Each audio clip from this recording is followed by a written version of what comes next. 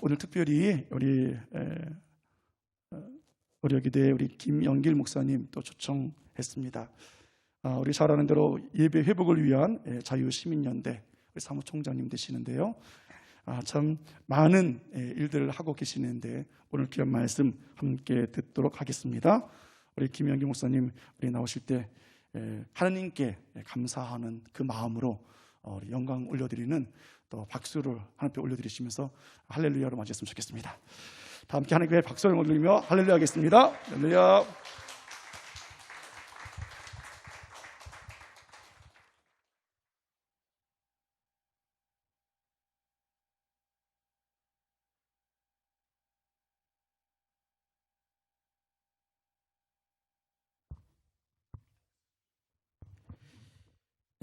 아침 시간에 정말 살아계신 하나님 찬양하며 귀한 목사님들 뵙게 돼서 얼마나 감사한지 모르겠습니다. 부족한 종을 7가지 불러주신 하나님께 영광을 돌리고 또 이 부족한 종이 우리 귀한 목사님들 앞에 최근에 돌아가는 상황에 대해서 이렇게 설명을 브리핑 형태로 이렇게 좀 말씀을 드리겠습니다. 알다시피 지금 예배가 자유민주주의 국가에서는 대한민국만이 지금 예배가 제한되고 있습니다. 코로나 때문에. 이 상황에 대해서 실체에 대해서 사실 위주와 데이터 위주로 해서 좀 말씀을 좀 드리도록 이렇게 하겠습니다. 먼저 제 소개부터 하겠습니다. 제가 예배 회복을 하기 전에는 뭐 동성애 맞고 그 평등법 뭐 제가 전국의 그 인권 조례만 막는데 한 80군데를 돌아다니면서 그런 쪽으로 막았습니다. 그리고 무엇보다도 군대 안의 동성애 또 군대 안의 이단 막기 위해서 그쪽으로 이제 활동을 했는데 작년부터 예배가 막히면서 이 일을 전적으로 지금 하고 있습니다.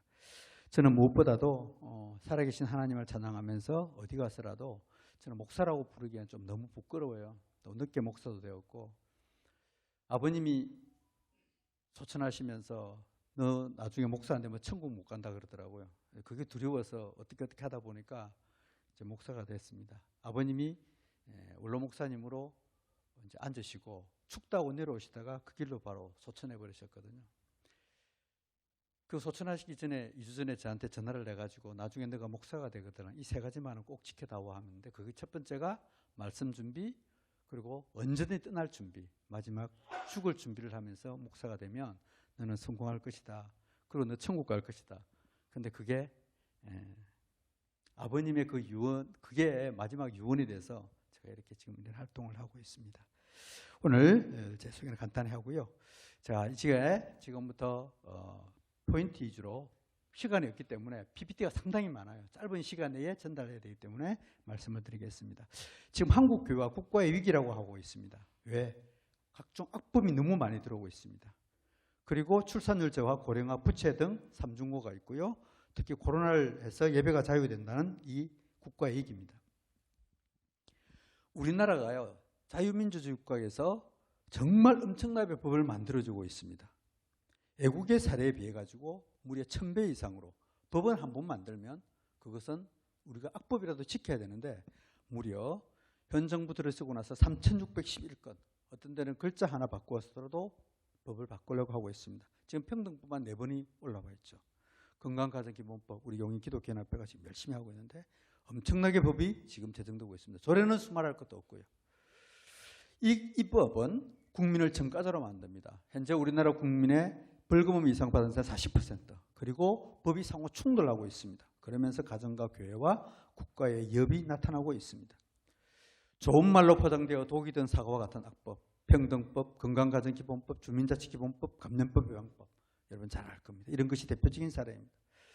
감염법 예방법은 작년에 4번을 개정을 하면서 이 종교의 자유에 말을 안 들으면 교회 시설에까지 벌금을 물리게 되고 심지어 몇 천만 원까지 억대까지 자기들 말 안 들으면 하도록 했습니다. 이게 교회 폐쇄법이라고 했죠. 처음에는 교회 폐쇄법을 안 믿었습니다. 그런데 실제 교회가 폐쇄당하면서 이 감염법 예방법이 교회 폐쇄법으로까지 나타나고 있습니다. 특히 올해 3월 9일 날 개정이 되면서 악법 중에 악법으로 되어 있습니다. 지금 이게 코로나를 통해서 정부는 이 법에 의해서 감염법에 의해서 지금 모든 예배를 통제하고 있다는 사실입니다. 2017년 라가르드 IMF 총재, 우리가 98년도에 IMF를 맞았잖아요. 이분이 우리나라에서 이화여대 강의를 마치고 가면서 한국은 집단적 자살 사회 같다는 표현을 했습니다. 왜? 여대생들이 결혼과 출산을 하고 특히 한국의 저출산 문제가 OECD 중에서 꼴찌 중에 꼴찌잖아요. 그리고 재정 악화 문제를 들었습니다. 이게 5년 전의 사건인데 최근에 이게 현실로 나타나고 있습니다. 한국 이대로 가다가는 심각한 상황 온다. IMF 경고를 했습니다. 제일 첫 번째 문제가 바로 출산율의 문제입니다. 0.79명입니다. 올해 예상되는 게 작년에 0.83명. 앞으로 이대로 가면 30년 뒤에 대한민국의 인구는 급격하게 감소되면서 심각한 상황이 발생할 수밖에 없습니다.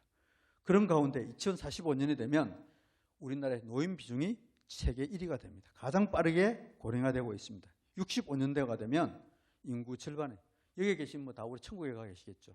그때는 65세 이상이 절반을 차지하고 있다는 사실입니다. 세계에서 가장 빠르게 지금 고령화가 되고 있습니다.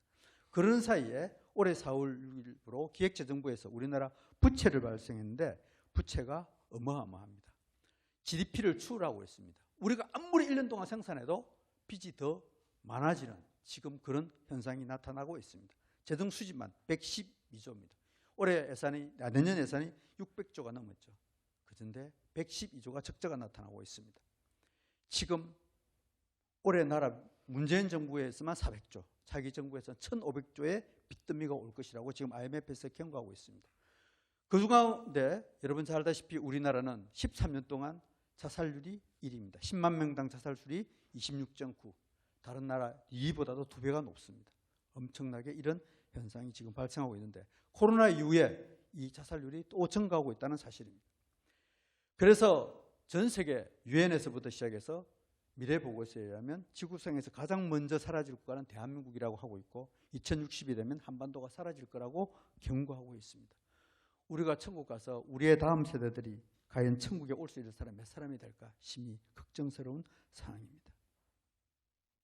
더 큰 문제는 이런 상황 속에서도 정치 권력에 의해서 예배의 자유가 제한되고 있다는 사실입니다. 교회발 집단 감염을 이유로 비대면 예배만을 허용하는 이런 암울한 시기에 있습니다. 2035년이 되면 우리나라 청소년들은 한 명도 없어질 거다. 교회 나오는 사람. 지금 코로나 때문에 가장 심각한 것은 군대 교회입니다. 군대 교회는 1년 6개월 동안 예배를 못 드렸습니다. 그리고 지금 더 심각한 것은 우리 유년주일학교 아이들입니다. 아마 우리 목사님들 더 잘 아실 겁니다. 저희 교회도 마찬가지입니다.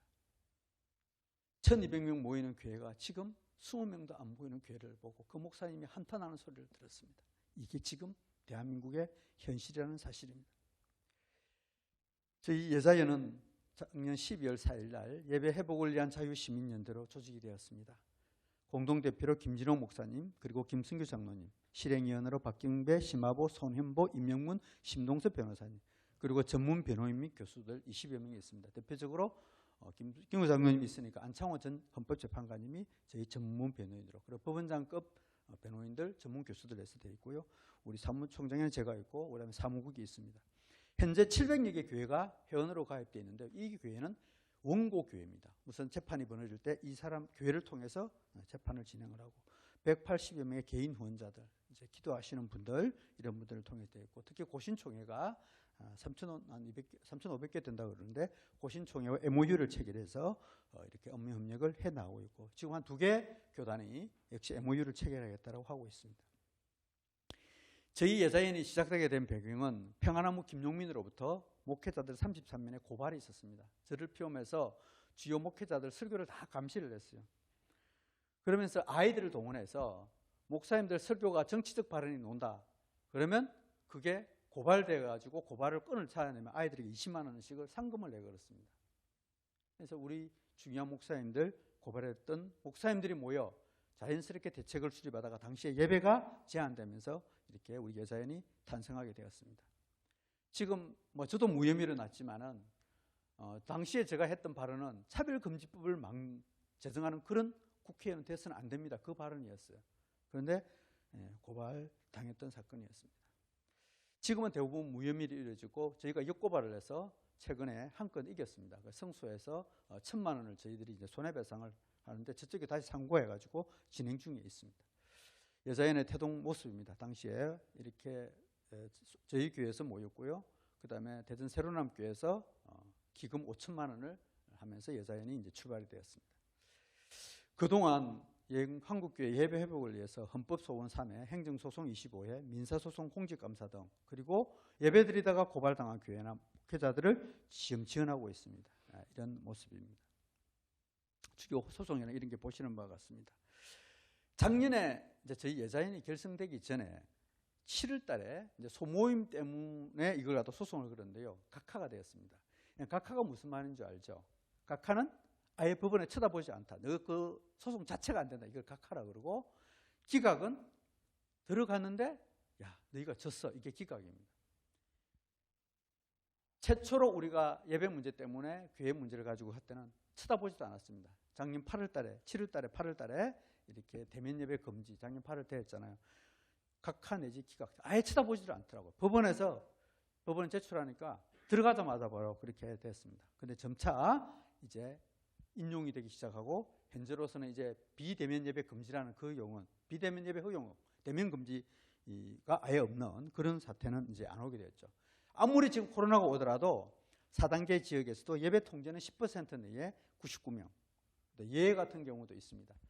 부산 같은 경우에는 4단계가 되었지만 20% 되고, 대전도 제가 이제 좀 이따가 나오겠지만은 4단계였거든요. 그래서 저희가 소송을 거니까 이제 3단계로 아예 내려버렸습니다.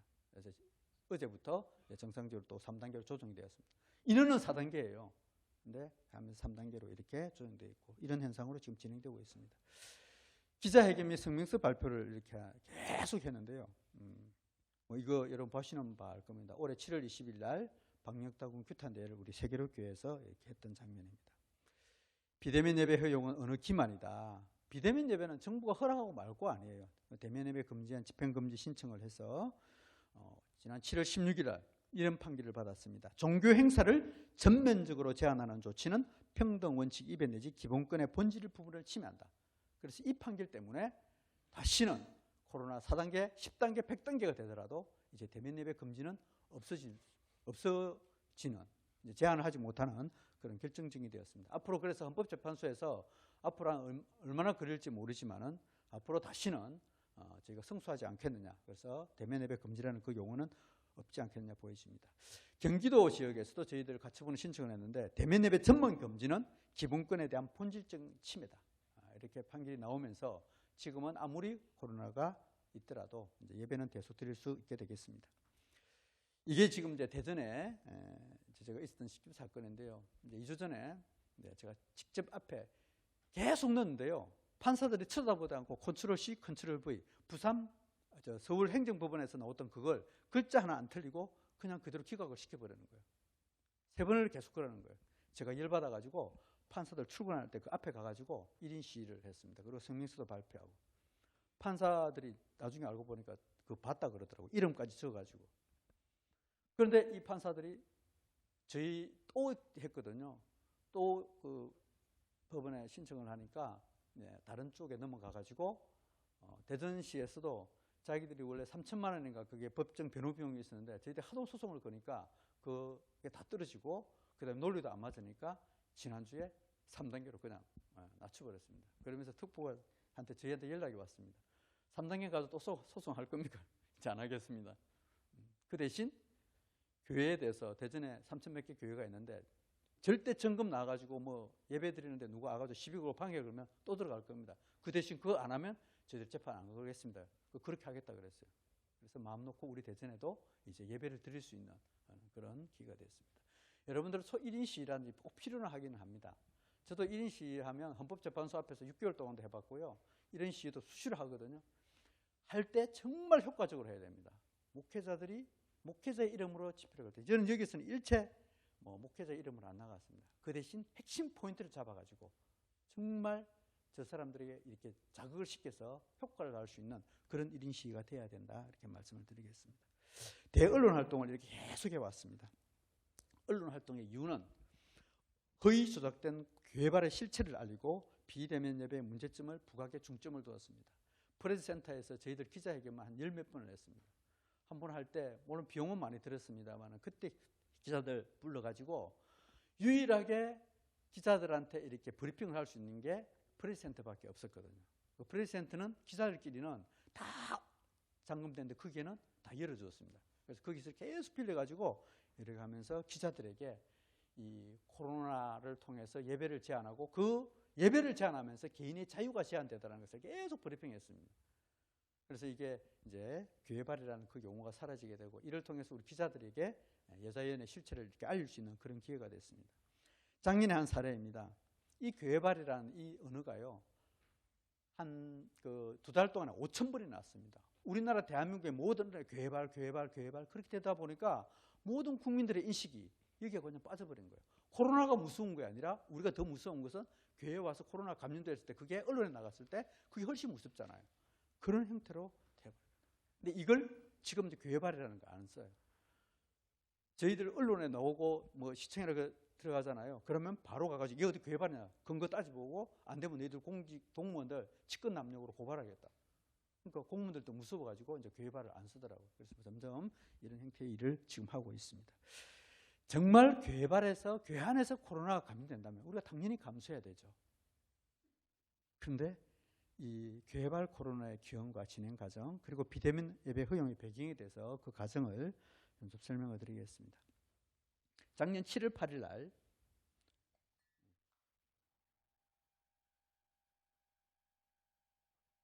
정세균 국무총리께서 중대본 회의에서 모두 발언을 하게 됩니다. 교회 소규모 모임과 행사에서 절반의 감염 사례가 나왔다. 그래서 교회발이 시작이 됐습니다. 최초로 이 발언이 나왔습니다. 정세균 총리의 발언은 당시에 이태원발이라고 있었습니다. 이태원발 여러분 잘 알 겁니다. 5월 5일부터 6일까지. 그래서 군대 안에서도 한 30명, 40명 되고 집단으로 그때 감염이 일어났습니다. 그 당시에 5월 5일 날부터 휴일 날부터 코로나 이 문제를 약간 사람들 지쳐가니까 피곤하고 풀어주려고 했는데 이게 이태원발이 돼버렸습니다. 그 당시에 이태원발 안에는 엄청나게 동성애자들이 있었습니다. 동성애자들에게는 인권보도 준칙이라는 게 있어서 그걸 보도를 못하게 됐어요. 정부는 풀어주고 코로나가 일어나고 누군가가 책임을 져야 되잖아요. 정부의 실책에 대해서. 그러면서 정세균 총리의 발언이 나왔습니다. 이제 절차를 보겠습니다.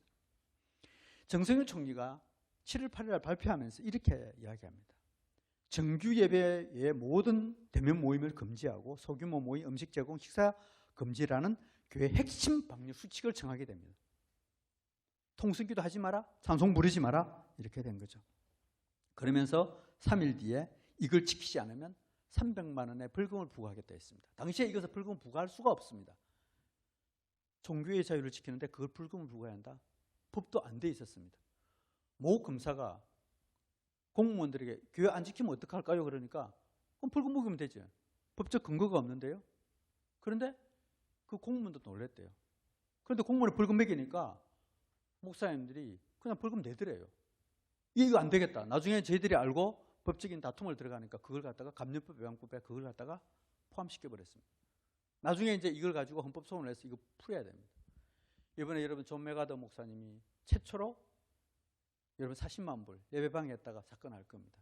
지난주에 판결이 났습니다. 말도 안 되는 이야기가 이때부터 시작이 됩니다. 예배 드렸다고 300만 원 벌금? 그런데 이때도 교회는 침묵했습니다. 7월 21일 날 대통령께서 당시에 국민들이 지쳐가니까 8월 17일 날 임시 공휴일을 지정하자 이렇게 됐습니다. 그래서 8월 3일 날 900억 원을 모든 국민에게 풀었고 당시 잘 알다시피 8월 15일을 기해서 200만 명이 전국에서 움직였습니다. 언론에서도 걱정을 했습니다. 얘 또 코로나 다시 재확산될 텐데 아니나 다를까 코로나가 다시 재확산됐습니다. 알잖아요. 2차 팬데믹 현상. 온 언론에서 정부 잘못했다고 할 그릇쯤에 누군가 또 책임을 져야 되잖아요. 당시에 일어났던 사건이 잘 알다시피 강화문 집회였습니다. 정강훈 목사님이 그 주도하는 거. 그걸 교회발로 몰아가기 시작했습니다. 그래서 8월 19일 날 정세균 국무총리가 담화문을 발표하게 됩니다. 비대면 예배만을 허용하게 되겠다. 이때부터 비대면 예배 말이 본격적으로 나오기 시작합니다. 일주일 뒤 대통령도 역시 코로나 재확산 절반이 교회라고 하고 방역은 과학 영역이다. 당시의 교계 지도자들, 우리 여기 가까운 한교총에 있는 소 목사님부터 시작해 다 들어갔습니다. 사과해라. 종교는 신앙이고 미신이고 자기들은 박력이고 과학이라는 거죠. 그래서 진짜 사과하게 됩니다. 이 사과가 한국교회의 결정타가 됩니다. 이 본 자료는 이정훈 교수가 빅데이터 자료를 분석했습니다. 몇 천만 원을 들어가지고 당시에 일어났던 모든 여론을 다 수집했습니다. 5,500만 단어를 분석을 해서 나온 자료입니다. 이 NCCK부터 교계 지도자들이 대국민 사과를 했습니다. 이 사과 보고 한번 말씀을 드리겠습니다. 우한발이 교회발이 되어버렸습니다. K방역의 실패가 교회의 책임이 증가되었고 정책 실패의 책임이 온 교회가 뒤집어쓰는 계기가 되었습니다. 이게 데이터로 나타났습니다. 당시에 대국민 사과가 얼마나 영향을 미쳤느냐? 없었다는 겁니다. 오히려 부정적 이미지만 더 가중시켰다는 겁니다. 꼬리 자르기, 손절, 이제 와서 사과, 오히려 역효과가 나타났다는 사실입니다. 더 큰 문제는 스스로 자인하고 자폭하는 결과를 가져왔다는 사실입니다. 교회발의 기름 부은 꼴, 정부 정책에 동조하는 꼴이 되었습니다. 무엇보다도 당시에 사과를 해야 되느냐 말아야 되느냐고 교계 지도자들이 다툼이 있었습니다. 그래서 국민들에게 분열의 이미지, 기존의 교회가 분열되어 있던 모습, 그 모습을 국민들에게 그대로 심어주었다는 사실입니다. 그래서 착한 척하고 했지만 결국은 한국교회 이미지 추락에 결정적인 역할이 되었다는 사실입니다. 이후에 모든 여론은 교회발로 다 묶어갔습니다. 그래서 당시에 모든 정부에서 교회발로 죽여야 된다 할 때 국민들의 여론이 전부 다 공감했습니다. 그래, 교회 통제해야 돼, 예배 죽여야 돼. 압박 요구가 4.2%. 모든 언론에서 그렇게 몰아가 버렸습니다. 그래서 예배 죽이는 거, 교회 조사하고 감찰하는 거 당연한 거로 여겼습니다. 잘 알 겁니다. 경기도지사가 어떤 발언을 했는지. 종교 탄압의 정당화되었고 비대면 예배가 예배 형식을 강제하는 현상이 본격적으로 이렇게 나타났다는 사실이 빅데이터를 통해서 나타났다는 사실입니다. 이 사과를 통해서 방금 제가 말씀드린 것처럼 엄청난 한국교회에 이런 놀라운 일이 일어났습니다. 실제적으로 우리가 기독교가요, 이제 동성애 우리나라 국민들 다 반대해요. 한 80% 90%가 반대하는데 포괄적 차별금지법에 동성애에 대해서 반대할 때는 야, 교회 잘한다, 교회 잘한다. 교회가 정치 참여하면 안 돼 그러는데요. 동성애 반대한다고 해서 35%가 상승했습니다. 제가 군의 동성애 막으려고 시위하고 실제 17년도 헌법재판소에서 이겼을 때 언론에서 당시에 PD들이 부르면 제가 일대 어디 가서 목사라는 소리를 안 했거든요. 왜? 하도 부정적 이미지가 많아가지고. 그런데 군 동성애 이기고 나서 저한테도 목사님이라는 발언을 이제 그분이 조사하면 나도 울잖아요. 그래서 목사님이 이렇게 칭찬하는 제가 그런 이야기를 들었습니다. 우리가 좋은 일을 했을 때는 교회가 긍정적인 있을 텐데 이걸 다 까먹어버렸다는 거죠. 기독교의 정치 참여가 2%에서 35%. 여러분, 우리 동성애 막는 거 어느 누가 막지를 못하지만 교회가 하고 있잖아요. 네, 이런 현상인데 다 까먹은 게 언제냐? 바로 이 교회발 코로나 때문에 지금은 여론은 급격하게 악화되어 버렸습니다. 다시 3차 팬데믹 현상이 일어나는데 다시 잠잠해지고 1,000만 명 쿠폰을 풀기 시작합니다. 국민들은 지쳐간다. K방역의 성공이다 해가지고 1,000만 명의 쿠폰을 풀면서 다시 제3차 팬데믹 현상이 발생하게 됩니다. 이 바로 1,000만 명의 소비 쿠폰을 뿌린다. 관광 공연을 완전히 오픈하게 됩니다. 그러는 사이에 제3차 팬데믹이 왔습니다. 그러면서 우리 잘 알 겁니다. 작년 연말연시 모든 예배가 금지되었습니다. 그럴 때 저희들 전국에서 고발당하고 이런 모습을 보면서 너무너무 안타깝더라고요. 잘 알다시피 부산 세계로교회가 대면 예배 드리다가 21번에 나중에 21번이에요. 모든 언론에서 와가지고 그랬습니다. 여러분 작년에 잘 알 겁니다. 이게 세계교회의 실제 모습입니다.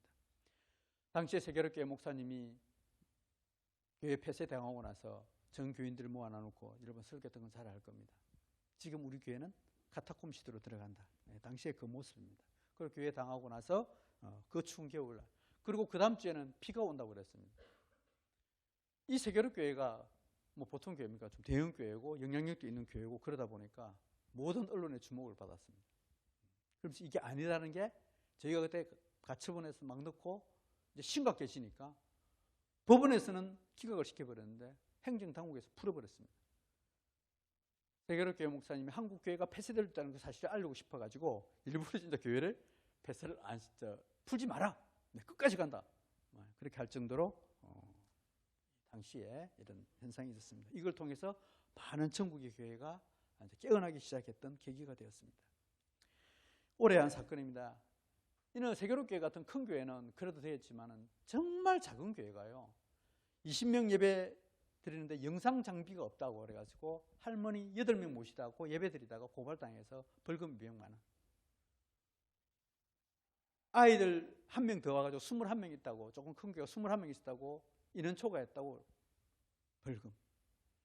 예배 드리는 것이 범죄 행위로 바뀌어버렸습니다. 예배 시간을 범행 시간으로 세상은 이렇게 바뀌어버렸습니다. 제가 이 약한 교회들은 전부 다 지금 무료 변론을 하고 있습니다. 처음에는요, 목사님들은 혹시 여기에 코로나 감염돼 가지고 조사받아 가신 분은 알 겁니다. 목사님들 교회에서 왔다, 교인 신도다, 그러면 2주 동안 어디 갔는지 자세히 다 묻습니다. 일반 사람들은 야 어디 갔다 그러면 그만 확인하면 되는데, 교회에서 왔다 그러면요 2주 동안 어디 갔더니 다 적으래요. 근데 하나가 누락됐잖아요. 그러면 기만했다. 그래가지고 그 기만하면 조사 방해했다 그래가지고 1,000만 원 벌금. 심지어 대전 같은 경우에는 이제 교회발 오니까 숨기고 싶은 그런 욕심이 있잖아요. 근데 교회 갔다는 말을 못한 거예요. 일부러 뺐어요. 근데 코로나 걸려가지고 자기 남편이 죽었어요. 소천했어요. 그 아픈 가운데서도 이제 그래서 교회에 숨기고 싶어가지고 교회 갔다는 누락했는데 그 벌금 1,000만 원. 지금 소송 중에 있습니다. 그 교회가 6,500만 원 벌금을 받았습니다.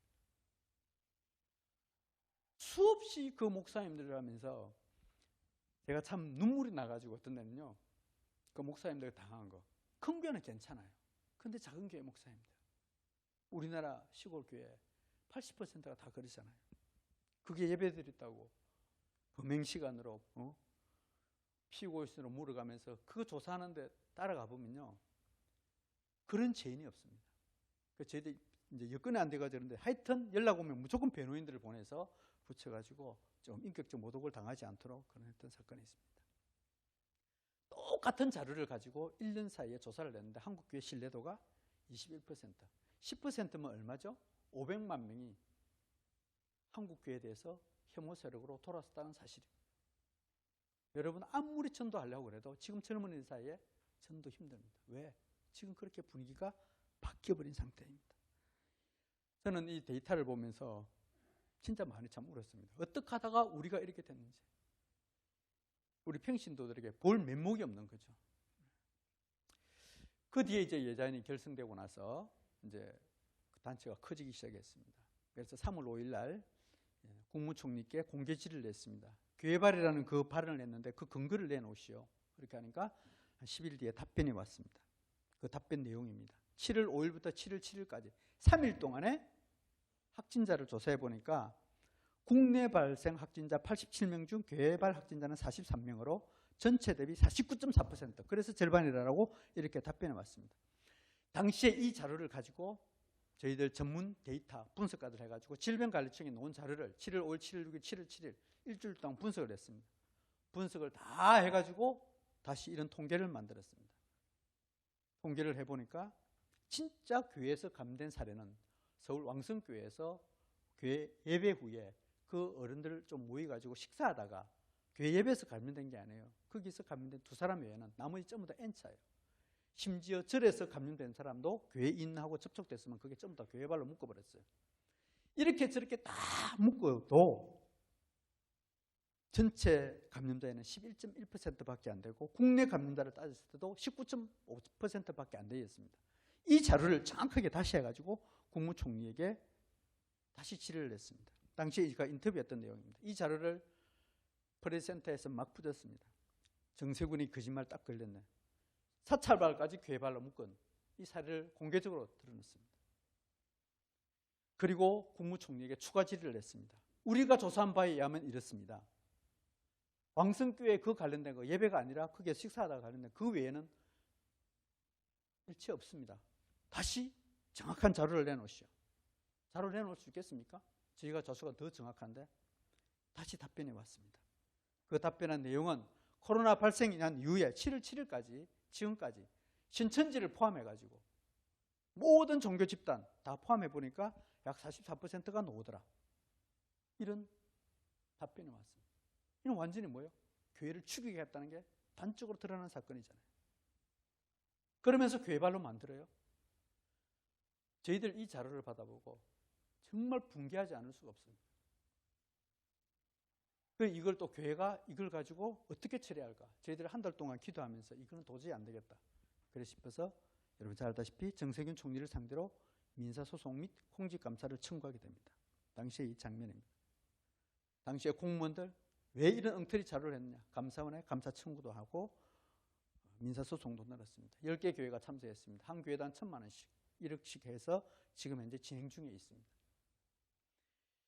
앞으로 대통령의 발언도 대통령이 현직에 있을 때는 할 수가 없습니다. 대통령이 끝나고 나서 역시 그것도 추진하려고 지금 계획 중에 있습니다. 여러분 잘 알다시피 아까 그 위에 교회발이라는 보도가 나와서 우리 한국 교회가 숙제받이 되는 현상 이렇게 나타났습니다.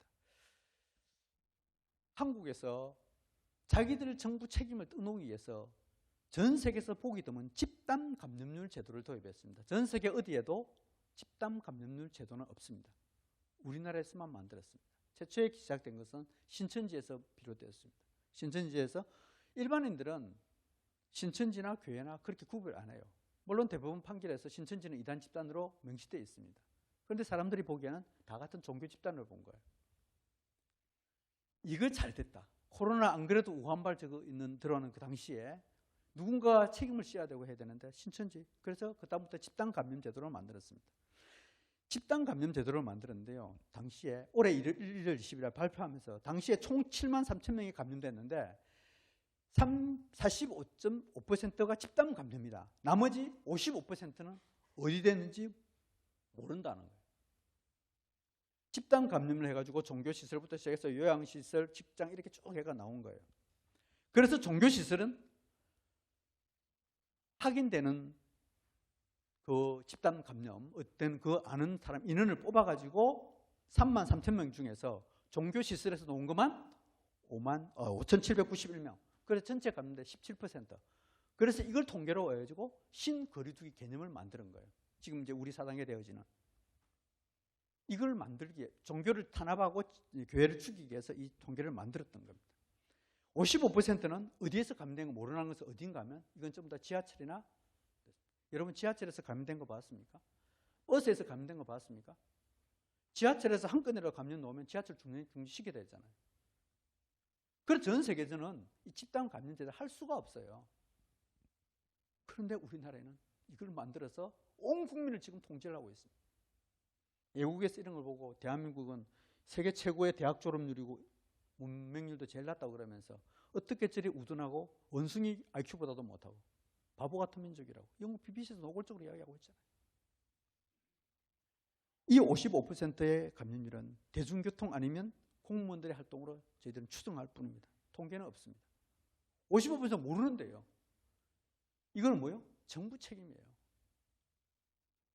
10명 중에 거의 55명, 100명 중에 55명은 어디서 감염된지 또 모르는데 그게 어떻게 우리들 책임이에요? 국민들의 책임이에요? 자영업자 책임이에요? 교회 책임이에요?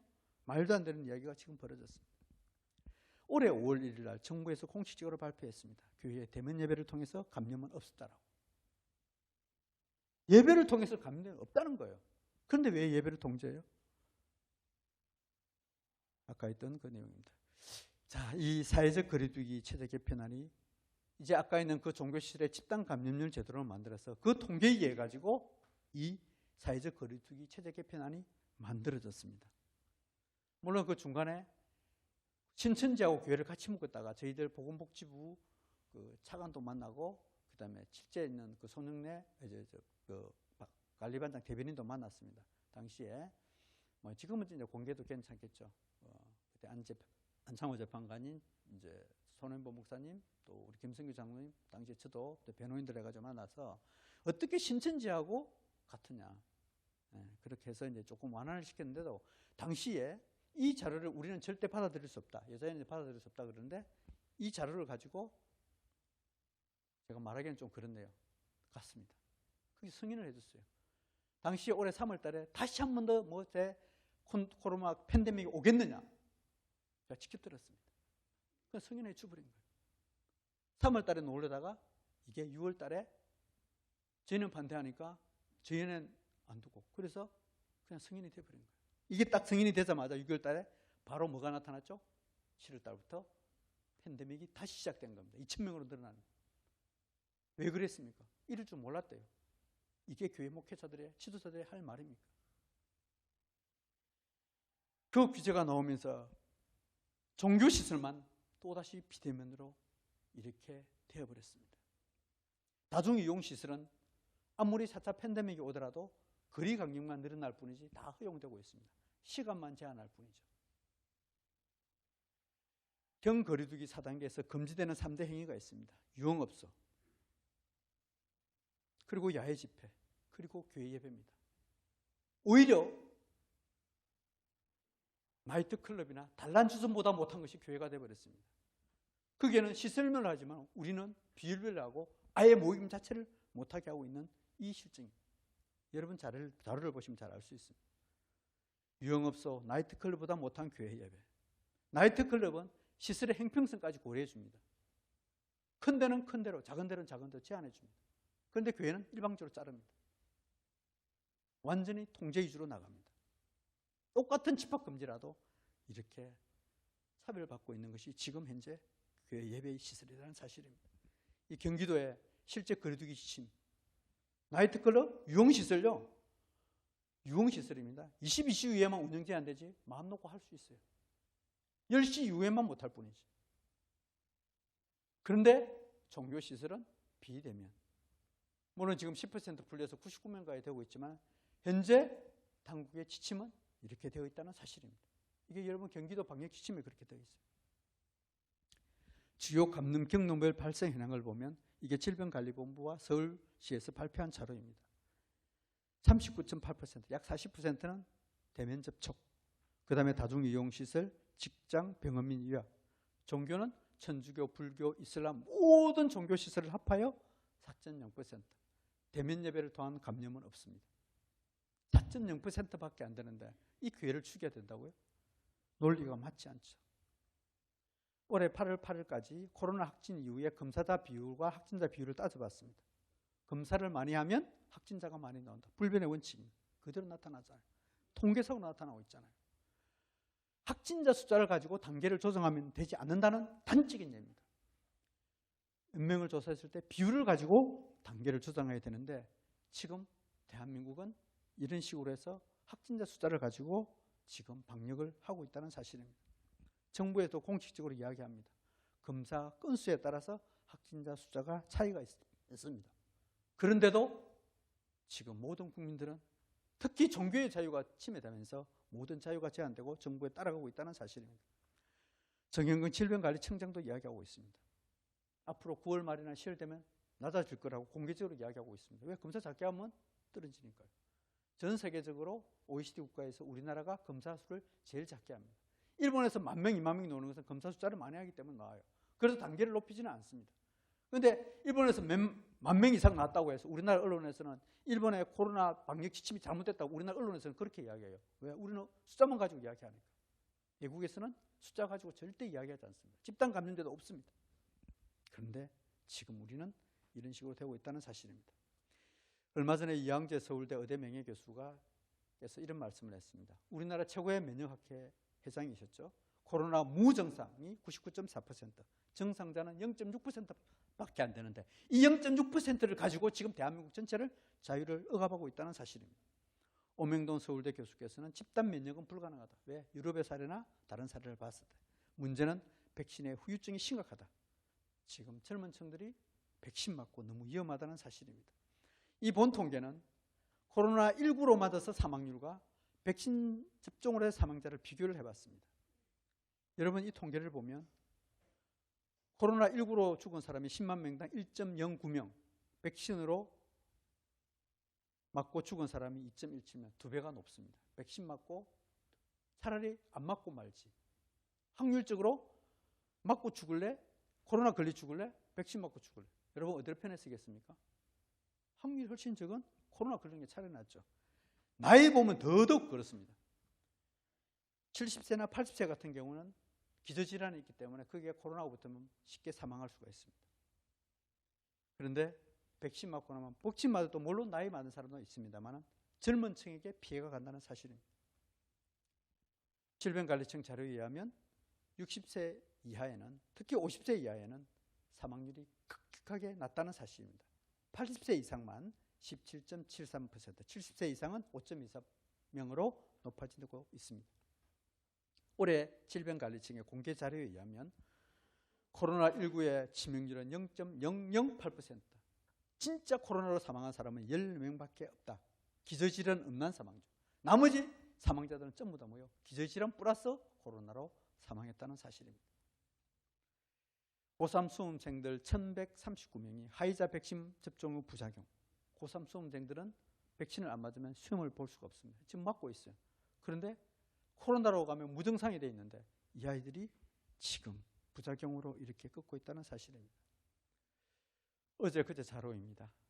지난 9월 초 며칠 전 자료이죠. 백신 사망 신고자만 20명, 이상 반응만 9,441명. 언론에 공개된 자료이고 그다음에 예방접종 대응 추진단에서 발표한 자료입니다. 마음 아팠던 것은 임용고시라도 20대 여성이 모더나 맞고 숨졌습니다. 아마 너무 안타까운 사실이죠. 60대 사망자가 60대는 백신 맞고 하루 만에 숨졌습니다. 그리고 중증 환자, 여러분 중환자실에 들어가는 사람만 31건입니다. 2월 26일 신고된 누적 사망 사례는 현재까지 555명 이렇게 나와 있는 실태입니다. 지금 현재 정부의 사회적 거리두기 규정에서 잘못된 점 문제점입니다. 먼저 비대면 예배 허용의 이원적 표현. 헌법에서는 종교의 자유가 보장되게 돼 있어요.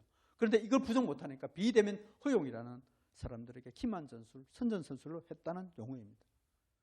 예배의 숫자까지 통제하고 있습니다. 10% 내에 99명. 그래서 선착순 추첨순으로 예배를 드릴 수밖에 없습니다.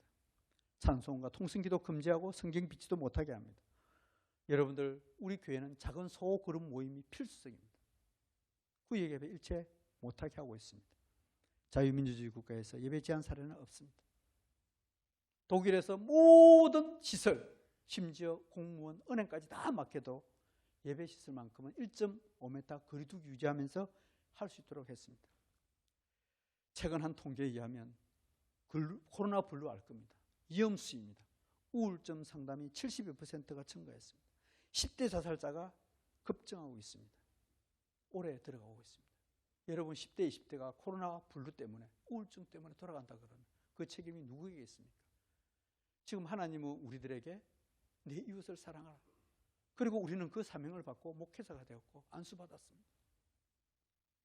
제가 최근에 스스로 자살한 아이를 그 부모님을 만나뵙고 너무 제가 소송하더라고요. 부모가 이혼하고 혼자 있다가 그가 뛰어내려 본 거예요. 이런 일이 허다하게 지금 벌어지고 있습니다. 극단적 선택 생각이 늘어 자해 자살 생각, 정신건강 치료 필요 청소년들이 지금 36%, 아이들의 지금 40%는 그렇게 지금 증가하고 있습니다. 아이들은 신체 활동은 밖에 나가서 친구들 만날 수가 없습니다. 대신 온라인 활동만 적어가면서 잘못된 그런 영향만 지금 받고 있는 그런 실정입니다. 한겨레 신문의 보도에 의하면 서울 시민 절반이 지금 정신건강이 나빠졌다. 심지어 보건인력, 의사나 간호사들도 10명 중에 3명은 우울, 위험군에 빠질 수 있을 정도로 지금 대한민국은 제가 아까 말씀드릴 때 전 세계 보기 드문 이런 엄청난 사태를 가지고 국민들을 억압하면서 지금 위험지경에 빠뜨려지고 있다는 사실입니다. 정답은 예배 회복입니다. 말로는 우리 목사님들이 예배가 생명이 호흡이라 그러면서 그냥 정부에 따라가고 있습니다. 나서지를 않습니다. 나서다가는 내가 피해를 받으니까요. 저는 오늘 우리 귀한 목사님들 이 자리에 모였다기에 너무너무 감사했습니다. 그래서 이 목사님들 이 자리에 모여 일을 회복하겠다고 이게 모였지 않습니까? 이를 위하여 기도하겠다고 이 자리에 모였기 때문에 우리 목사님들 정말 기쁜 마음으로 부족하지만 이 자리에 섰습니다. 지금 현재 우리 예배는 추첨순으로 선착순으로 제한되고 있습니다. 저희가 재판을 해보니까요, 법원이나 공무원들이 어떤 생각을 하고 있는가 하면 목사님 설교가 예배인 것처럼 설교 입고로 예배라고 생각하고 있어요. 그래서 온라인으로 보내주고 집에서 그냥 들으면 그게 예배라고 지금 그렇게 생각해서 제한하고 있는 거예요. 그런데 예배의 가장 큰 필수 중에 하나가 바로 찬양입니다. 이사야 43장 21절. 내가 내 백성은 나를 위하여 지었나니 나를 찬송하게 하거라. 지금 우리 교회에 찬송하지 못하게 하고 있잖아요. 1단계부터 찬송 못하게 하고 있잖아요. 기도 못하게 하고 있잖아요. 예배의 본질을 우리는 회복해야 됩니다. 구약시대의 출애굽의 시작이 예배를 드리기 위해서 했다는 사실을 잘 알고 있습니다. 레위기에서 보면 전염병 환자가 발생하면 7일 동안 격리하고 다시 가서 제사장이 확인해보고 한 번 더 7일 동안 격리하고 그리고 했다는 게 너무나 잘 알고 있습니다. 격리하는 거 당연히 코로나 됐으면 위험하면 그 격리시키면 되는 거죠. 그러나 예배 중단은 아니었다는 사실입니다. 신약시대의 초대교회의 시작도 예배로부터 시작됐다는 사실 잘 알고 있습니다. 그리고 우리 예배의 필수는 뭐예요? 성찬식과 침례식, 세례식입니다. 여러분 성찬식을 카메라 마이크 앞에 갖다 놔놓고 거기다가 빵 주고 포도주안 주고 다시 택배로 해가지고 집으로 보내줍니까? 왜 이런 기본적인 게 미국에서 성수할 때 이럴 때 이 성찬식을 우리 못한다. 예배의 가장 기본은 성찬식이고 침례식인데 왜 이걸 못하게 하느냐. 최초에 그래서 천주교, 유대교 이런 사람들이 붙어서 그래서 성수했습니다. 예수님의 말씀 잘 알 겁니다. 영과 진리로 예배하라. 예루살렘이냐 그리심산이냐. 예배에 가르칠 때 그 사마리아 여인을 통해서 비대면 예배 말이 안 되는 이야기가 지금 벌어지고 있습니다. 여러분 수가성 여인 잘 알 겁니다. 요한복음에 나올 수 가장 비참한 여인이지만 예배를 사모하였고 그리스도를 기다리며 예수를 알아본 여인이었습니다. 그런데 그 여인을 통해서 알아주었습니다. 저희들은 목회자지 않습니까? 정말 예배를 드리고 싶은 분들이 우리 성도님들이에요. 그런데 왜 우리 목사님들이 교회 정부의 방침에 따라서 99명 모으라 그런다고 거기에 순응하고 있습니까? 목사님들이 예배 제한할 자유는 없습니다. 가장 가난한 이 여인을 통해서 예수님이 예배를 가르치는 이유도 크게 있습니다. 대제사장들이나 바리새인들 그 사람을 통해서 예배는 이렇게 드리라 가르치지 않았습니다.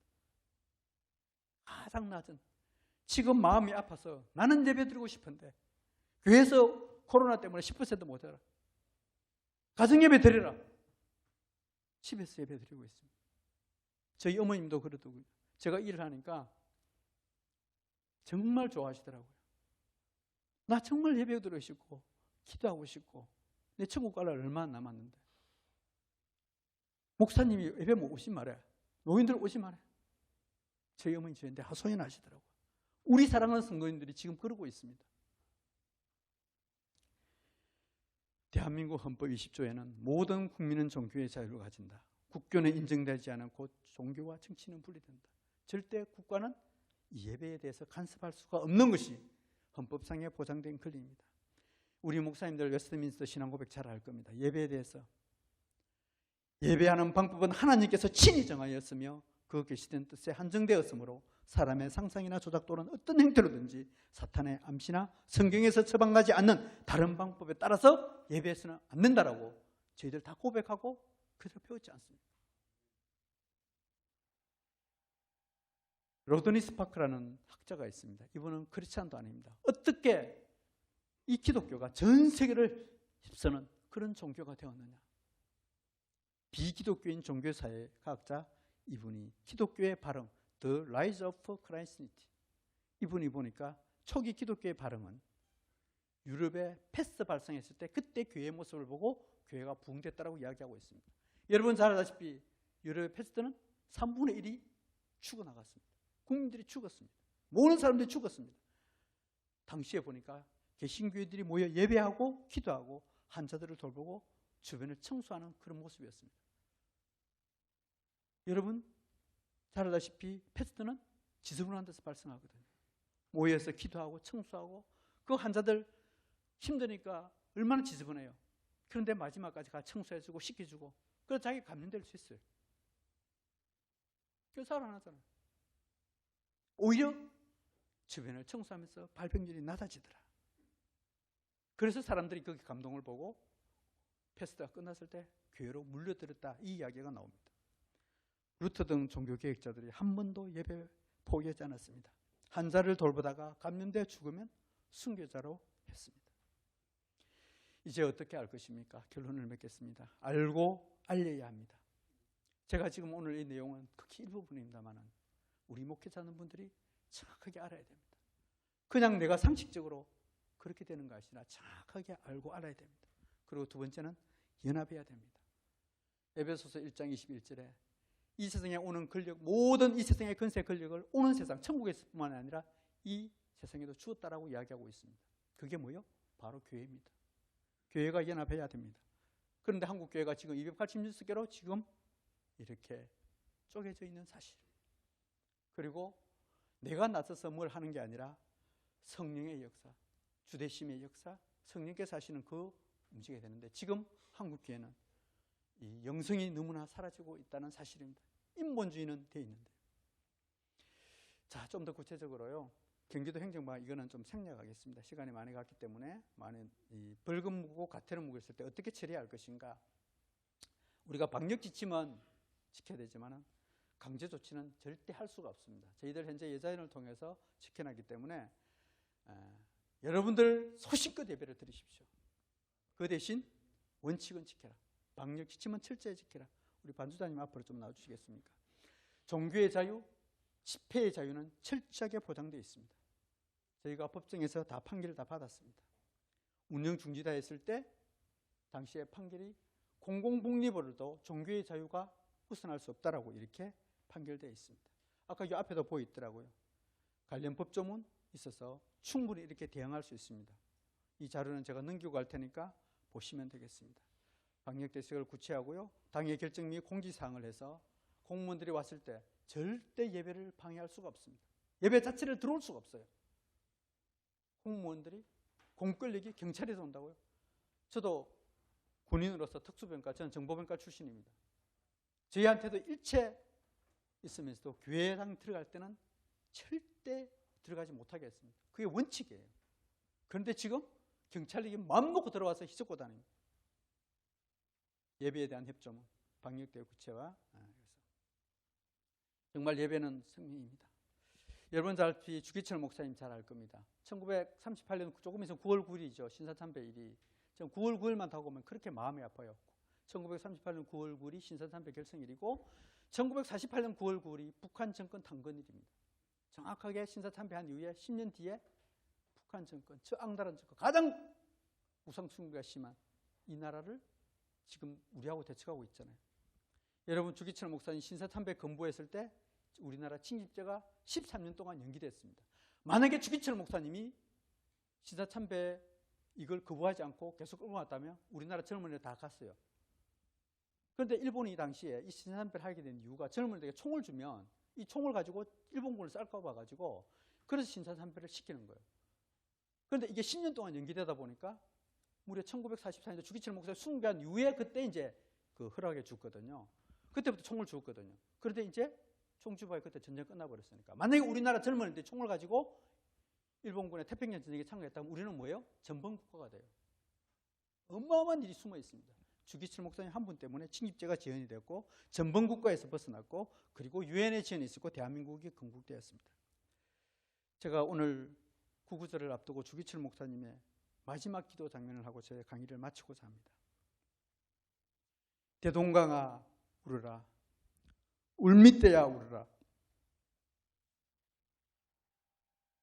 통곡을 한다. 나도 울고 너도 울자. 나는 이제 전국 가서 한국 민족과 한국 교회를 위하여 기도하겠습니다. 우리 시간에 찬송가 461장 한번 부르겠습니다.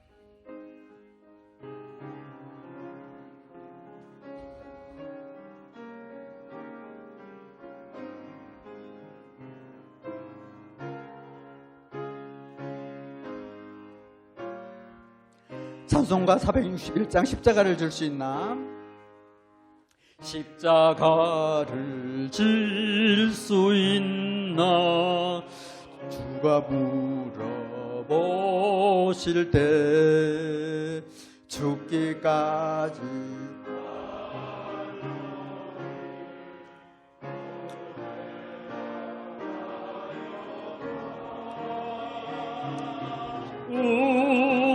우리의 심령 주의 것 것이니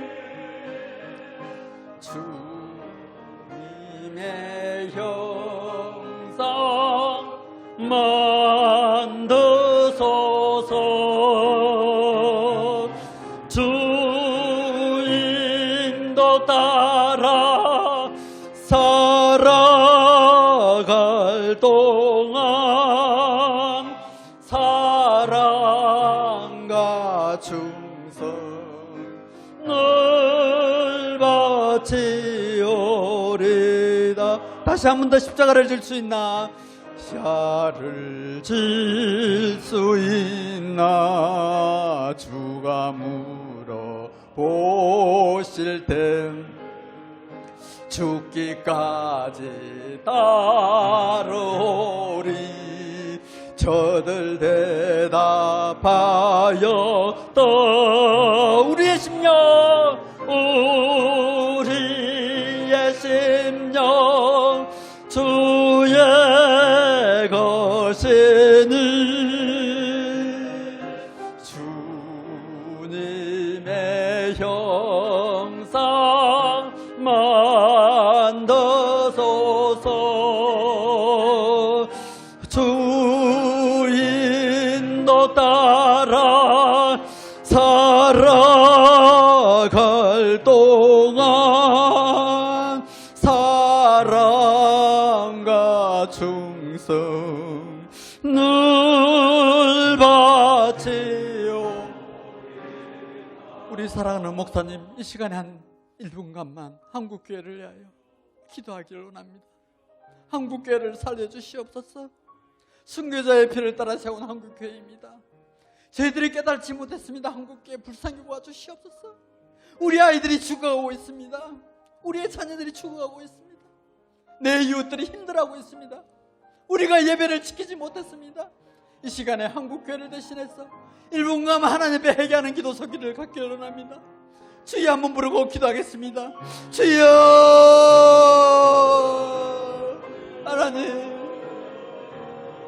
하나님 한국교회를 지켜주시옵소서. 그 지키는 일은 내가 십자가를 지겠습니다. 주님의 형상 따라가겠습니다. 주님 도와주시옵소서. 용서하여 주시옵소서.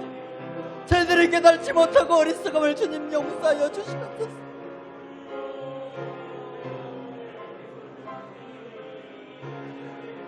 순교자의 피를 씌운 한국교회, 피와 땀으로 세운 한국교회를 주여 지켜주시옵소서.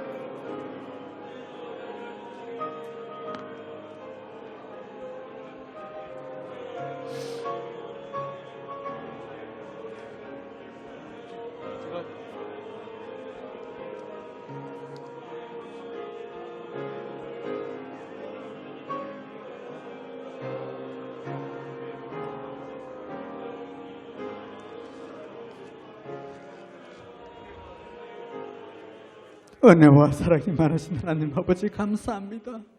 저희들이 무엇이 간데 이처럼 사랑하여 주시고 하나님의 말씀을 대언할 수 있는 목회자로 사명자로 세워주심을 감사합니다. 저희들이 받은 바은에 주님을 사모했던 그 마음을 잊지 않게 도와주시옵소서. 특히 무너져가는 한국교회를 기도할 수 있는, 다시 세울 수 있는 저희들이 되게 하시고 우리의 이웃들을 돌보며 예배의 자유를 회복할 수 있는 저희들로 사용하여 주시옵소서. 귀한 목사님들 다시 한 번 더 축복합니다. 아버지 시대의 마지막 기도원에 300명의 용사가 될 수 있는 은총으로 베풀어 주시옵소서. 하나님의 도구로 사용되기를 원합니다. 하나님의 손에 들림되기를 원합니다. 저희들은 부족하고 연약합니다. 주의 성령으로 온전히 붙잡아 주시옵소서. 모든 말씀 예수님의 이름으로 기도드렸습니다.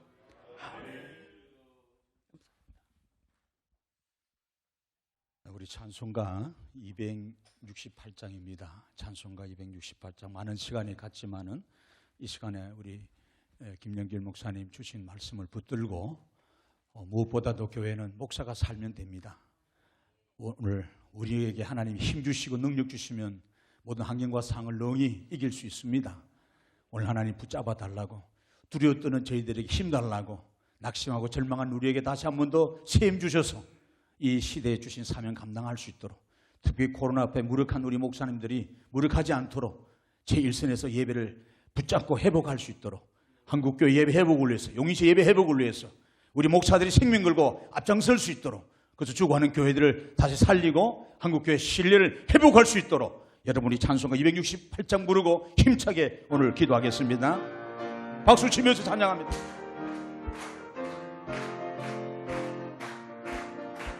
죄에서 자유를 얻게 함은 보혈의 능력, 주의 보혈, 시험을 이기고 승리한 참 놀라 능력, 주의 보혈 능력이 있습니다. 주의 보혈 능력이 또다. 주의 피 믿어 주의 보혈, 어린 양의 매우 귀중한 피, 다시 한번 죄에서 자유를 얻게 함은, 죄에서 자유를 얻게 함은 보혈의 능력, 주의 보혈, 시험을 이기고 승리하니 참 놀라운 능력이 일어나. 주의 보혈 능력, 주의 보혈 능력이 또다. 주의 피 아멘, 주의 피 아멘, 주의 보혈, 어린 양의 매우 귀중한 피, 육체 정욕을 이길 힘은, 육체의 정욕을 이길 힘은 보혈의 능력, 주의 보혈, 정결한 마음을 얻게 하니 참 놀라운 능력이 일어나. 주의 보혈 능력이 또다. 주의 피 믿어 주의 보혈, 어린 양의 매우 귀중한 피, 눈보다도 이게 밝히는 거, 눈보다도 이게 밝히는 거, 보혈의 능력, 주의 보혈, 부정한 모든 것 밝히시니 참 놀라운 능력이 일어나. 아멘. 주의 보혈 능력이 또다. 주의 피 믿어 주의 보혈, 어린 양의 매우 귀중한 피로 구주의 복음을 전할 제모, 구주의 복음을 전할 제모, 보혈의 능력, 주의 보혈, 날마다 나에게 찬송 주니 참 놀라운 능력이 일어나. 아멘. 주의 보혈 능력이 또다. 주의 피 믿어 주의 보혈, 어린 양의 매우 주의 보혈 능력이 또다시 한번 주의 보혈 능력이 또다. 주의 피 믿어 주의 보혈. 우리 두 손 높이 들고 주여 삼창하면서 오늘 한국교회 회복을 하나님 허락해 달라고, 제1세대 우리 목사들이 다시 살게 해달라고, 능력 달라고 기도하십시다. 주여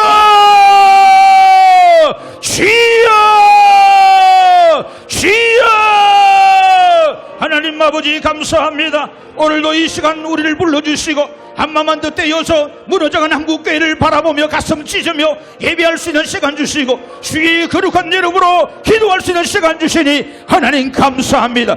하나님 이 시간 하감하여 주시고 긍휼히 여겨주셔서 하나님 우리 목사들이 다시 한 번 더 힘을 얻기 원합니다. 회복되기 원합니다. 일어서기 원합니다. 시대의 사명 감당하기 원합니다. 하나님 용인시 860교회가 불같이 일어나게 도와주시옵소서. 성령 충만케 도와주시옵소서. 우리 목사들에게 다시 한번 초심을 주시고 하나님을 두려워하는 마음을 붙잡고 주의 능력으로 무장되어서 하나님 시대의 환경을 이기는 우리가 되게 하소서. 이 코로나 팬데믹 상황에서 무너지지 않기를 소망합니다. 하나님 아버지 이 환경 앞에 절망하지 않게 원합니다. 이 환경 앞에 낙담하지 않게 원합니다. 주님 도와주세요. 주님 도와주세요. 우리는 할 수가 없으되 주님 능히 우리를 다시 일으키실 줄로 믿습니다.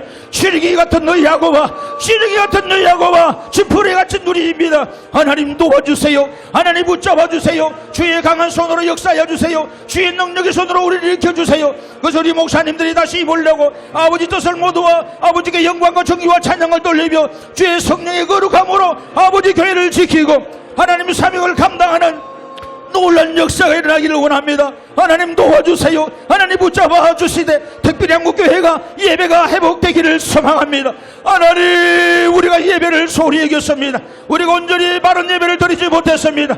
하나님 아버지, 한국교회의 예배의 회복이 다시 한 번 더 불같이 하나님 여기 땅에서부터 일어나게 도와주시옵소서. 우리 예전을 축복하여 주시고 하나님 앞에 가르게 쓰임만 놀라는 역사가 일어나도록 도와주시기를 하나님 간절히 빌고 바라고 소망합니다. 목사가 살면 됩니다. 주여 우리를 붙잡아 주시옵소서. 우리를 붙잡아 주시옵소서. 우리를 붙잡아 주시옵소서. 침륜의 물레가 뒤로 쳐지는 자들 되지 말게 하시고 성령의 능력을 부여잡고 전진하게 도와주시고 십자가에 부여잡고 나아가 일할 수 있는 우리들이 되게 도와주시기를 원합니다. 하나님 역사하여 주시옵소서. 하나님 붙잡아 주시옵소서. 하나님 아버지 일례를 붙잡아 주셨듯이 하나님 예레미야를 붙잡아 주셨듯이 사도 바울을 붙잡아 주셨듯이 하나님 아버지 시간에 우리를 붙잡아 주시고 주의 보혈의 능력으로 주의 보혈의 능력으로 주의 보혈의 능력으로 학력과 성을 이기고 승리하는 우리가 되도록 주여 주여 주여 역사하여 주시기를 원합니다. 함께 하시기 원합니다. 도와주시기를 원합니다. 여러분 계속해서 연하여 기도하십시다.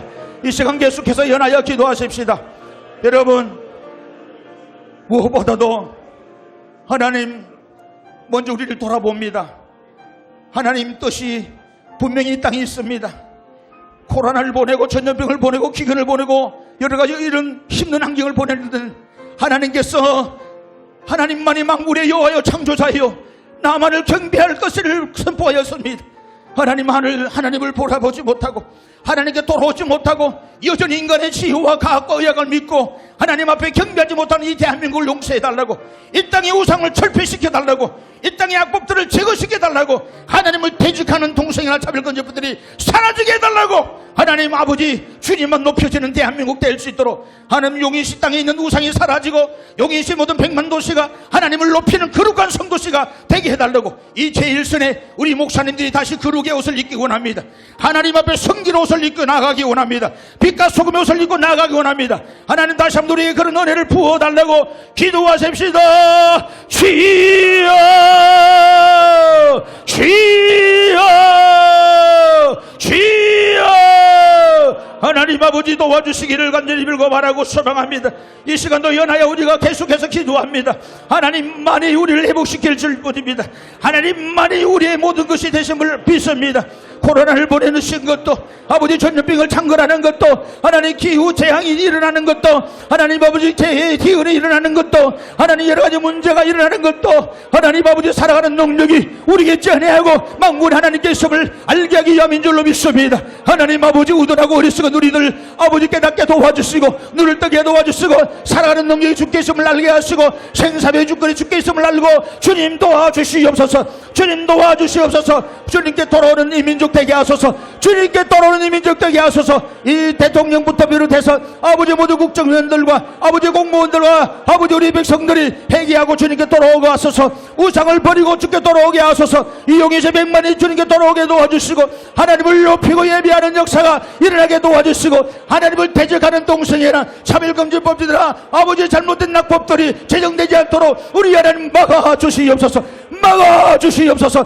막아주시옵소서. 막아주시옵소서. 하나님 도와주시기를 원합니다. 하나님 붙잡아주시기 원합니다. 주의 성령님 역사하여 주시고 주의 성령님이 이끌어주시고 함께할 줄로 믿습니다. 붙잡아줄 줄로 믿습니다. 하나님 아버지에게 시험을 주시옵소서. 하나님 아버지 그래서 다시 한 번 더 한국교회가 아버지 안에 일어날 수 있도록 하나님 열방을 향해서 나아갈 수 있도록 우리 하나님 도와주시고 은혜 안에 붙잡아 주시옵소서. 성령으로 성령으로 성령으로 이 대한민국이 덮여지게 하소서. 이 용인시가 덮여지게 하시고 우리 목사님들이 새로워지게 도와주시옵소서. 하나님 아버지 우리가 죽으면 죽으려는 예수들처럼 하나님 아버지 우리가 나아갑니다. 요나단처럼 우리가 나아갑니다. 하나님 아버지 너를 사용하여 주소서. 이 악한 대적과 능히 싸워 이길 줄 예수님 믿습니다. 주의 능력으로 믿습니다. 주의 근능으로 믿습니다. 함께하여 주시옵소서. 붙잡아 주시옵소서. 주여 주여 주여 역사해 줄 줄로 믿습니다. 일으켜 줄 줄로 믿습니다. 하나님 축복해 주시고 역사해 주소서. 마지막으로 기도하십시다. 여러분 이 일을 앞장서서 오일하는 우리 예자인 하나님 붙잡아 달라고 수고하는 모든 임원들에게 힘 달라고, 능력 달라고, 지치지 않게 끝까지 예배 회복을 위해서 한국의 부흥을 일구는 일에 초석이 되고 미래를 되게 해달라고, 특별히 우리 영기총 아버지 하나님 붙잡아 달라고, 우리 임원진 회장님 비롯한 모든 임원진들과 여러 연합회들을 붙잡아 주소서. 하나님 불같이 다시 한번 더 일어나는 예배 회복이, 기도 회복이, 사역 회복이 일어나게 해달라고 여러분 기도하십시다. 코로나가 속히 주의 은혜 안에 종식되어서 마음껏 예배하며 찬양하며 주님의 영광 드러낸 역사가 속히 임하게 해달라고 다시 한번 더 주여 한번 삼창하고 두 손 높이 들고 긍휼을 구하십시다. 주여, 주여, 주여. 하나님 아버지, 예배 회복을 위하여 애쓰고 있는 우리 예자회를 축복하여 주소서. 하나님 아버지, 우리 임원 목사님들을 붙잡아 주시고, 우리 장로님들을 붙잡아 주시고, 우리 변호사님들을 붙잡아 주시고, 우리 법률 고문단을 붙잡아 주시고, 간사들을 붙잡아 주시고, 전국 산하에 함께하는 모든 하나님 아버지, 주의 사랑하는 일꾼들이 협력하여 선을 이루고, 협력하여 뜻을 이루고, 협력하여 역사를 이루는 놀란 계기가 일어나도록 도와주시기를 원합니다. 하나님 역사해 주시옵소서. 또한 우리 영기총 붙잡아 주시옵소서. 우리 영기총 청년합회를 이끄는 우리 영희 목사님을 비롯해서 모든 임원들에게 힘과 지혜와 능력과 권능을 주옵소서. 힘과 능력을 권능을 주옵소서. 능력이 사명감 나가게 하시고, 하나님 아버지 모든 연합회들이 연합하여 선을 이루게 하시고 뜻을 합하여 나아가게 도와주시기를 소망합니다. 하나님 아버지, 속히 코로나가 종식되어서 하나님 마음껏 예배하기를 원합니다. 마음껏 찬양 올리기 원합니다. 마음껏 주의 영광 드러내기 원합니다. 하나님 이루어주세요. 하나님 이루어주세요. 하나님 이루어주세요. 우리는 약합니다. 주님만의 역사여 주시옵소서. 이 모든 말씀 우리 주 예수님의 이름으로 간절히 기도 올립니다. 아멘.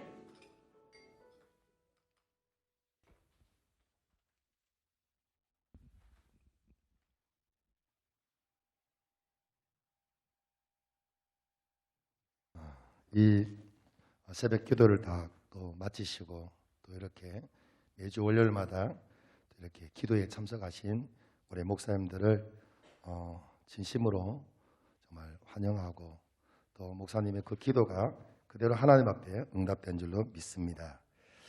이 시간 간구를 드리겠습니다. 우리 교회의 주인 되신 전능하신 하나님께 먼저 모든 감사와 찬양과 영광을 올려드립니다. 코로나19가 사회적 거리두기로 인해 어려운 상황에서 참여해 주신 우리 목사님들께 진심으로 감사를 드립니다. 말씀을 선포해 주신 우리 예자연 사무총장님, 김영길 목사님과 또 우리 포기원 목사님들, 또 순서를 맡아주신 모든 목사님들께 진심으로 감사를 드립니다. 또 식사 교제를 함께하지 못해 안타깝습니다. 식사비를 제공해 주신 우리 말씀 동산교회와 또 우리 목사님께 감사를 드립니다. 또 9월 27일은 용기총 목회자 부부 기도회로 모입니다. 그리고 또 추석 연휴와 상관없이 이 장소에서 9월 달에는 계속해서 또 월요 기도회가 진행이 됩니다. 건강가정기본법 개정안 철회를 위한 1인 시위에 오늘 또 진행이 됩니다. 적극 참여해 주시기 바랍니다. 또 이 시간 우리 포기원의 전 회장이신 우리 흰돌교회 김정호 목사님이 나오셔서 축도해 주심으로 모든 순서를 마치겠습니다. 기도하시겠습니다. 이제는 십자가를 통해서 우리의 억만 가지 죄를 도말하시고 하늘의 생명을 주신 독생성자 예수님과 살아계신 우리 하나님 아버지의 극진하신 사랑하심과 성령 하나님의 감동 감화 우위로 충만 교통하심이 오늘 이렇게 모여서 하나님 앞에 간구하며 기도하는 주의 종들 머리 위에 포고급 기독교연합회 용인시와 또 이 대한민국 위에 오늘도 한국교회를 세우기 위해서 예배 회복을 위해서 수고하시는 모든 이들 위해 이제로부터 영원토록 함께 계실지어다.